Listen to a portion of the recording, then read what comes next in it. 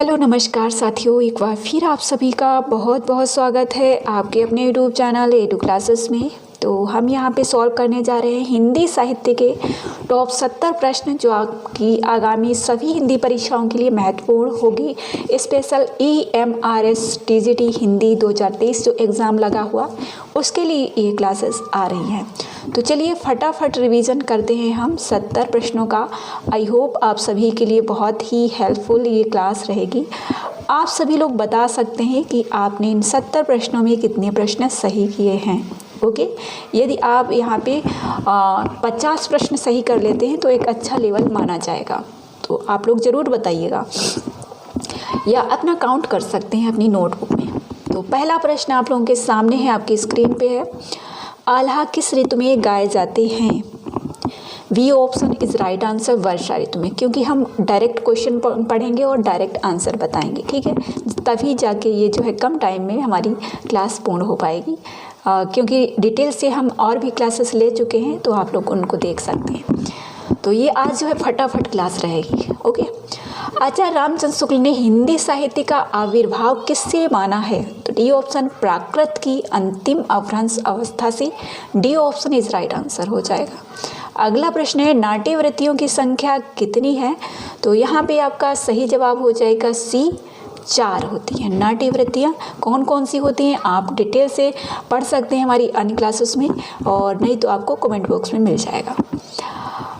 चलिए, रस निष्पत्ति के संदर्भ में अनुमितिवाद की स्थापना किसने की है? तो C option is right answer हो जाएगा। अगला प्रश्न है हमारा, साधारणीकरण आलम्बनत्व धर्म का होता है, यह मान्यता किसकी है?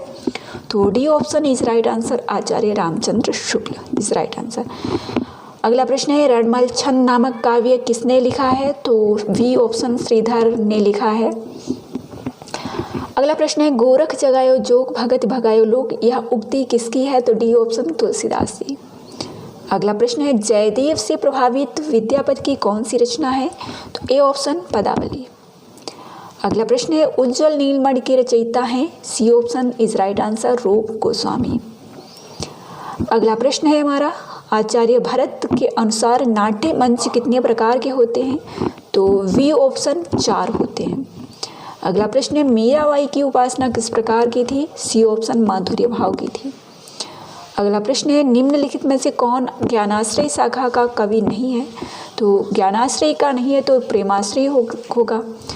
और ठीक है, तो ज्ञानाश्रय में सुंदरदास हैं, मलुकदास हैं, कबीरदास हैं, लेकिन कुम्भनदास जी जो हैं कृष्ण काव्यधारा में आते हैं। D option is right answer. अगला प्रश्न है, मधुमालती किसके काव्य की नायिका है? तो मधुमालती मंजन से संबंधित है। B option is right answer. अगला प्रश्न है, भ्रमर गीत प्रसंग की कथा का वर्णन भागवत की किस स्कंद में है? तो A option is right answer, 12 स्कंद में।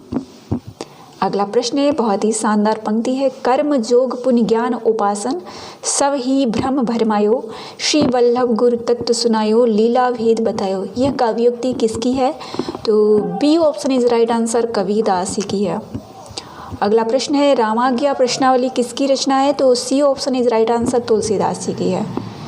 अगला प्रश्न है, मलिक मोहम्मद जायसी ने आखिरी कलाम में किस बादशाह की प्रशंसा की है? आखिरी कलाम मलिक मोहम्मद जायसी की रचना है और इसमें ए ऑप्शन बाबर की जो है प्रशंसा की गई है। अगला प्रश्न है कि सूरदास की किस रचना में अलंकारों और नायिका भेदों के उदाहरण प्रस्तुत करने वाले कूट पद हैं? दृष्टिकूट पद दिए गए हैं, नायिका भेद पर आधारित है, साहित्य लहरी। 118 दृष्टिकूट पद दिए गए हैं। C option is right answer हो जाएगा। अगला प्रश्न है कि रसखान किसके शिष्य थे? तो C option is right answer, Vallabhacharya ji right answer हो जाएगा। अगला प्रश्न है कि शब्दार्थो सहितो काव्यम काव्य लक्षण के प्रणेता हैं? तो D option is right answer, Bhama हो जाएगा। अगला प्रश्न है, बिहारी लाल किस राजा के आश्रित कवि थे? तो बिहारी जी जो रीति सिद्ध रचनाकार हैं, रीतिकाल के 1595 समय है। सी ऑप्शन बिहारी की जय। ठीक है, एक ट्रिक लगा सकते हैं, महाराजा जय सिंह के दरबारी कवि थे। अगला प्रश्न है, अविधा उत्तम काव्य है, मध्य लक्षणा लीन अधम व्यंजना रसविरस उल्टी कहत नवीन। इस उक्ति में अविधा लक्षणा आदि शब्द शक्तियों का निरूपण किस रीति कवि ने किया है? सी ऑप्शन देव सही जवाब हो जाएगा। अगला प्रश्न है अमी हलाहल मद भरे सेत श्याम रत्नार जियत मरत झुक झुक परत जय चितवत इकबार। ये दोहा किस पुस्तक में वर्णित है? तो ये जो है रसलीन से संबंधित है, अंग दर्पण से जो है ये ली गई है। अगला प्रश्न है घनानंद किस वैष्णव संप्रदाय के थे? D option is right answer, Nimbarka संप्रदाय से संबंधित है। अगला प्रश्न है अपनी कहानी का आरंभ ही उन्होंने इस ढंग से किया है जैसे लखनऊ के भांड घोड़ा कुदाते हुए महफिल में आते हैं। आचार्य रामचंद्र शुक्ल ने यह मत किसके संदर्भ में कहा है? सी ऑप्शन इंसा अल्लाह खां सही जवाब हो जाएगा। बहुत ही महत्वपूर्ण पंक्तियाँ हैं, इनको आप नोट कर सकते हैं। घनानंद जी जो है निम्बार्क संप्रदाय से संबंधित हैं। अमी हलाहल मत भरे ये रसलीन से संबंधित है। अविधा उत्तम काव्य ये देव से संबंधित है और ये पंक्तियाँ बराबर जो है रिपीट होती रहती हैं परीक्षाओं में, तो आप लोग इसको नोट कर सकते हैं।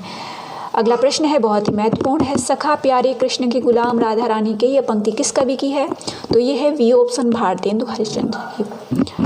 अगला प्रश्न है कृष्णान किस विधा की रचना है? द्वारिका प्रसाद जी की रचना है नाटक विधा में, A option is right answer हो जाएगा।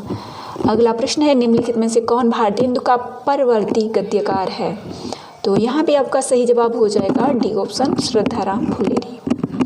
अगला प्रश्न है निम्नलिखित में से कौन कालिदास के मेघदूत का अनुवादक नहीं है? तो नागार्जुन जी भी हैं, मोहन राकेश जी भी हैं, लाला सीताराम, हजारी प्रसाद द्विवेदी। अब इसमें कन्फ्यूजन है, यदि आपको पता है इस क्वेश्चन का आंसर तो आप कमेंट बॉक्स में बताएंगे मुझे, ठीक है, और इसका आंसर आपको कमेंट बॉक्स में मिलेगा। अगला प्रश्न हमारा निम्नलिखित में से कौन सा नाटक श्रीनिवास दास का नहीं है? तो वी ऑप्शन महाराणा प्रताप नहीं है, वहाँ की संयुक्ता स्वयंवर भी है, तप्ता सम्राट भी है, रणधीर प्रेम मोहिनी भी है। भागीरथी किस प्रकार का उपन्यास है? D option is right answer, सामाजिक हो जाएगा। अगला प्रश्न है खड़ी बोली में लिखित हिंदी का प्रथम महाकाव्य कौन सा है? सी ऑप्शन प्रिय प्रवास 1914 इसका प्रकाशन वर्ष है और हरिओं जी की ये रचना है। अगला प्रश्न है भारत भारती का रचना काल है? 3 खंडों में भारत भारती लिखी गई है, अतीत, वर्तमान और भविष्य। भारत भारती के 3 जो है खंड है और 1912 इसका प्रकाशन वर्ष, D option is right answer हो जाएगा। मैथिली शरण गुप्त की ये रचना है। अगला प्रश्न है साधारणीकरण और व्यक्ति वैचित्रवाद किसका निबंध है? साधारणीकरण और व्यक्ति वैचित्रवाद, तो यह जो है आप नोट कर सकते हैं, ए ऑप्शन रामचंद्र शुक्ल जी का है। अगला प्रश्न है इस करुणा कलित हृदय में अब विकल रागिनी बजती है, क्यों हाहाकार सुरों में वेदना असीम गरजती है। इन काव्य पंक्तियों के कवि हैं? तो डी ऑप्शन महादेवी वर्मा जी। अगला प्रश्न हमारा है रंग दर्शन के लेखक कौन है? तो ये आलोचना है नेमी चंद्र जैन की, C option is right answer हो जाएगा। अगला प्रश्न है हिंदी जाति की अवधारणा के प्रवर्तक हैं? We option Ramvilas Sharma ji. अगला प्रश्न है निम्नलिखित में से कौन गांधीवादी साहित्यकार नहीं है? तो प्रेमचंद जी भी हैं, जैनेन्द्र भी है और उपेंद्रनाथ अश्क, विष्णु प्रभाकर, यहाँ पे 4 ऑप्शन है। गांधीवादी साहित्यकार नहीं, प्रेमचंद जी हैं, जैनेन्द्र भी है और आपके विष्णु प्रभाकर जी भी है, उपेंद्रनाथ अश्क नहीं है। कुंतक ने वक्रोक्ति के कितने प्रधान भेद माने हैं? तो वक्रोक्ति जो है सिद्धांत कुंतक ने दिया है और उसके 6 भेद बताए हैं। प्रतीकवादी आंदोलन का उदय कहाँ हुआ है? तो डी ऑप्शन स्वीडन में। अगला प्रश्न है अपभ्रंश को प्राकृताभास हिंदी किसने कहा है? तो सी ऑप्शन रामचंद्र शुक्ल जी ने कहा है। हिंदी का विधारा के संपादक हैं? तो ए ऑप्शन राहुल संकृत्यायन जी। अगला प्रश्न है जो कल मैंने पंक्तियां पढ़ाई थी, लगभग 20 से 25 पंक्तियां हैं जो बराबर रिपीट होती हैं, तो आप लोग उसको जरूर से जरूर देख लीजिएगा। लिंक आपको डिस्क्रिप्शन बॉक्स में मिल जाएगा, कमेंट बॉक्स में भी मिल सकता है। हवा की न बोलीवा ठविक न चलवा धीरे धरीवा पाँव, पंक्ति है वी ऑप्शन गोरखनाथ जी की। अगला प्रश्न है अस्त्रीय जन्म काई दीधो महेश अवर जन्म धारई धड़ारे नरेश, पंक्ति का संबंध किस कृति से है? सी ऑप्शन विश्वदेव प्रयासों से, नरपतनाल की रचना है, राजमती इसकी नायिका है।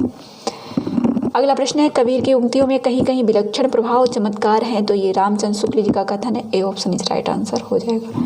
अगला प्रश्न है जय मुख देखा तेई हंसा सुनिते ही आयो आंसू, पंक्ति भक्ति काल के किस कवि के बारे में है? तो बी ऑप्शन जायसी के बारे में है।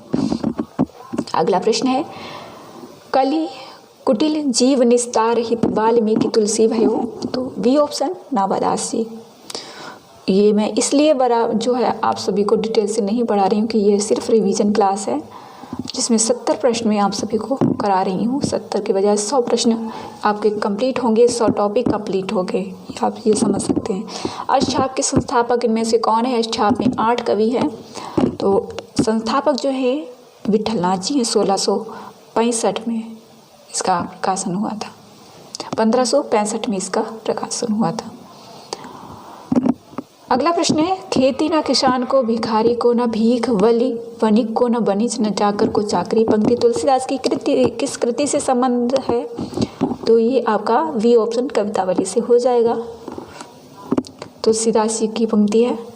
अगला प्रश्न है, जहांगीर जस चंद्रिका रचना किसकी है? केशवदास जी की है। ऑप्शन राइट आंसर हो जाएगा।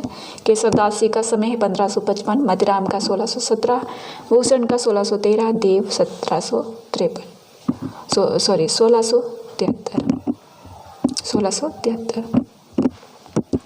अगला प्रश्न है, ब्रजभाषा हेतु ब्रजभाषाहीन अनुमानों कथन रीतकाल के किस कवि का है? सी ऑप्शन भिखारीदास जी का हो जाएगा। 1725 इनका समय है और पद्माकर का 1753 समय है। देव की ध्वनि संवेदनशीलता समूचे रीतिकाल में अप्रतिम है, कथन है आपके बच्चन सिंह का। सी ऑप्शन है राइट आंसर हो जाएगा। अगला प्रश्न है, हिंदी के बारे में यह कथन किसका है कि रस्मों रिवाज भाषा का दुनिया से उठ चुका है? तो ये जो है सदल मिश्र जी का है। B option is right answer होगा और ये प्रश्न काफ़ी बार रिपीट हो चुका है। रस्मों रिवाज भाषा का दुनिया से उठ गया सदल मिश्र, बी ऑप्शन। अगला प्रश्न है, निम्नलिखित में से कौन सा नाटक भारतेंदु द्वारा अंग्रेजी से अनुदित है? तो डी ऑप्शन दुर्लभ बंधु अंग्रेजी से है। अगला प्रश्न है, उपन्यास मासिक पुस्तक का प्रकाशन किस सन से शुरू हुआ था? सन 1910 से। D option is right answer. संपत्ति शास्त्र की भूमिका लेख किस पत्रिका में छपा था? तो सरस्वती में छपा था ये, क्योंकि ये महावीर प्रसाद द्विवेदी की रचना है। तो B option is right answer हो जाएगा, संपत्ति शास्त्र की भूमिका। अगला प्रश्न है, भारत भारती लिखने में उर्दू के किस ग्रंथ की प्रेरणा ली गई थी? तो डी ऑप्शन मुसद्दसे हाली। D option is right answer. बहुत ही बेहतरीन प्रश्न है, नोट कर लीजिएगा, आगामी परीक्षा में पूछा जा सकता है। अगला प्रश्न है, छायावाद स्थूल के प्रति सूक्ष्म का विद्रोह है। तो काफ़ी बार ये प्रश्न पढ़ाया है और काफ़ी बार रिपीट हुआ है। वी ऑप्शन नगेंद्र हो जाएगा। अगला प्रश्न हमारा है कि प्रेम का पयोध तो उमड़ता है सदा ही निसीम भू पर, या पंक्ति किस छायावादी कवि की है? प्रेम का पयोध तो उमड़ता है, तो ये ए ऑप्शन होगा प्रसाद। ठीक है। अगला प्रश्न है, प्राचीन भारत के भाषा परिवार और हिंदी किस आलोचक का ग्रंथ है? तो ये है रामविलास शर्मा जी का। A option is right answer हो जाएगा। अगला प्रश्न है, कामरेड का कोट किसकी रचना है? तो ये सी ऑप्शन सृंजय का है। कामरेड का कोट 1993 प्रकाशन है, नाटक है। उक्ति व्यक्ति प्रकरण के लेखक कौन है? तो डी ऑप्शन दामोदर शर्मा जी हैं। और यहाँ पे अगला प्रश्न है, श्यामा स्वप्न के लेखक कौन है? तो 1888 में रचना प्रकाशित हुई थी। वी ऑप्शन ठाकुर जगमोहन सिंह की है। अगला प्रश्न है, मेरी तेरी उसकी बात के लेखक कौन है? तो ये वी ऑप्शन यशपाल जी की रचना है। इनमें से कौन सी बोली पश्चिमी हिंदी वर्ग की नहीं है? तो पश्चिमी हिंदी वर्ग में आती है ब्रज, बुंदेली, कन्नौजी, अवधी आती है आपकी पूर्वी हिंदी में। पूर्वी हिंदी में आती अवधी, बघेली, छत्तीसगढ़ी। नोट कर लीजिएगा, A option is right answer. अगला प्रश्न है, स ध्वनि का उच्चारण स्थान है। स ध्वनि का उच्चारण स्थान है तालव्य। V option is right answer हो जाएगा। ओष्ठ में आपके पा फा आ जाएगा, ध्यान रखेंगे। अगला प्रश्न है, भाषा और समाज के लेखक कौन है? तो आलोचना ग्रंथ है। A option Ramvilas Sharma is right answer हो जाएगा। अगला प्रश्न है, देखिए प्रश्न रिपीट हुआ है, आगे भी हमने पढ़ा है इस प्रश्न को। अनुमितिवाद की अवधारणा किसकी है? तो ए ऑप्शन शंकु की है। अगला प्रश्न है, जादुई यथार्थवाद के प्रतिष्ठापक कौन है? तो डी ऑप्शन बोलो हो जाएगा सही जवाब। आई होप आप सभी को ये क्लास पसंद आएगी। अगला प्रश्न है, उत्तर संरचनावाद के प्रमुख विचारक हैं? तो सास्यूर हैं। C option is right answer हो जाएगा। और आज का लास्ट प्रश्न है हमारा 70वां प्रश्न है।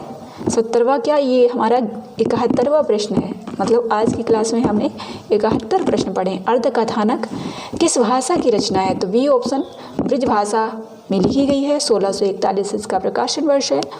और इसके रचनाकार कौन है? आप कमेंट बॉक्स में बताएंगे। ये प्रथम आत्मकथा है, किसकी है? और इस रचना में 2 सूफी रचनाओं का वर्णन किया गया है। एक तो मधुमालती और आपके मृगावती। ठीक है, 2 रचनाओं का वर्णन किया गया है। तो आई होप आप सभी के लिए क्लास हेल्पफुल रहेगी। तो इस क्लास को यहीं पर एंड करते हैं और मिलेंगे अगले वीडियो में। आप सभी लोग कमेंट बॉक्स में ज़रूर बताएंगे कि आपको ये क्लास कैसी लगी। बहुत बहुत धन्यवाद।